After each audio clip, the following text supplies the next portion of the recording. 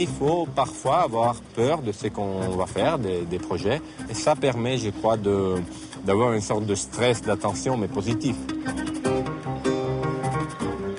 Alessandro Di Benedetto est un habitué des premières mondiales. En 2002, il traverse l'Atlantique en catamaran de sport, puis en 2006, le Pacifique Nord sur le même type de bateau.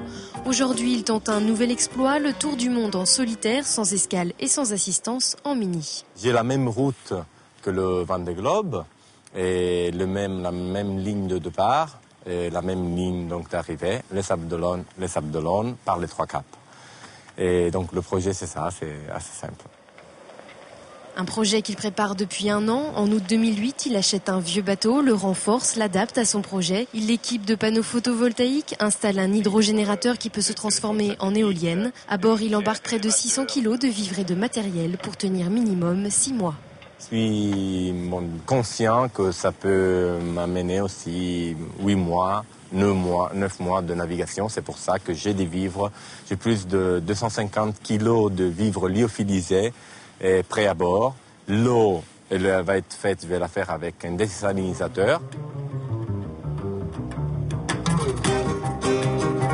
La partie arrière, où j'ai créé un volume qui permet d'avoir un peu d'air à l'intérieur. Un intérieur plutôt sommaire, même s'il sera entouré d'eau à perte de vue, son espace de vie sera très restreint, ce qui ne semble pourtant pas le préoccuper. Normalement, le repos sera sur un spi, un Jennaker, sur les voiles, parce qu'il n'y a vraiment pas de place. Moi, jusqu'à présent, j'ai navigué sur des bateaux encore plus petits, de 6 mètres ou voire un peu moins de 6 mètres, qui n'avaient même pas une place pour se mettre à l'abri. C'était des catamarans de sport. Et jusqu'à présent, j'ai surtout navigué avec ça. Donc ça va aller. Il part pour son plus long voyage en solo. Le maximum jusqu'à présent était de 62 jours. Mais la solitude ne lui fait pas peur. Il emmène de la musique, des livres, des cartes nautiques.